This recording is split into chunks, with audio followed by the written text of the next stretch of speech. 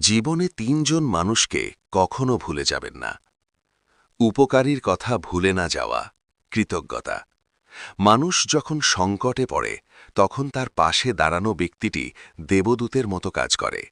নিঃস্বার্থভাবে কেউ যখন সাহায্যের হাত বাড়িয়ে দেয় তখন তার প্রতি কৃতজ্ঞ থাকা কেবল নৈতিক দায়িত্ব নয়, বরং এটি উন্নত চরিত্রের লক্ষণ। বর্তমানের ব্যস্ত পৃথিবীতে মানুষ খুব দ্রুত অন্যের অবদান ভুলে যায়, কিন্তু মনে রাখা উচিত কৃতজ্ঞতা মানুষের হৃদয়ের মহত্ব প্রকাশ করে। যে ব্যক্তি দুঃসময়ের বন্ধুকে সুসময়ে ভুলে যায় সে সমাজে তার বিশ্বাসযোগ্যতা হারায়।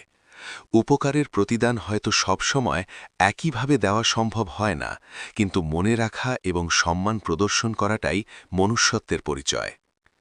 ভালোবাসার মানুষকে ঘৃণা না করা, শ্রদ্ধা। ভালোবাসা পৃথিবীর সবচেয়ে পবিত্র এবং শক্তিশালী অনুভূতি। কেউ আপনাকে ভালোবাসছে মানে সে আপনার উপর তার আবেগ, সময় এবং জীবনের একটি বড় অংশ বিনিয়োগ করছে।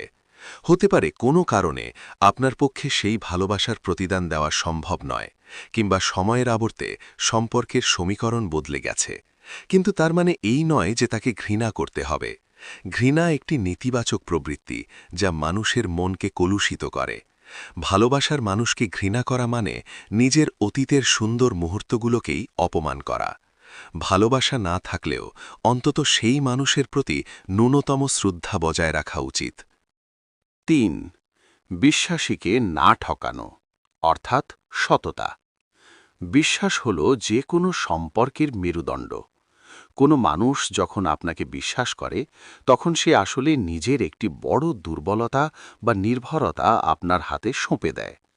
বিশ্বাস অর্জন করতে বছরের পর বছর সময় লাগে, কিন্তু তা ভেঙে ফেলতে এক মুহূর্তেই যথেষ্ট। যে আপনাকে বিশ্বাস করে তাকে ঠকানো মানে আপনি কেবল তাকেই হারালেন না, বরং নিজের সততাকেও বিসর্জন দিলেন। বিশ্বাস ভঙ্গ করা এক ধরনের মানসিক অপরাধ। কাঁচের মতো একবার বিশ্বাস ভেঙে গেলে তা আর আগের মতো জোড়া লাগে না। তাই জাগতিক কোনো তুচ্ছ লাভের আশায় কারোর বিশ্বাস নষ্ট করা উচিত নয়।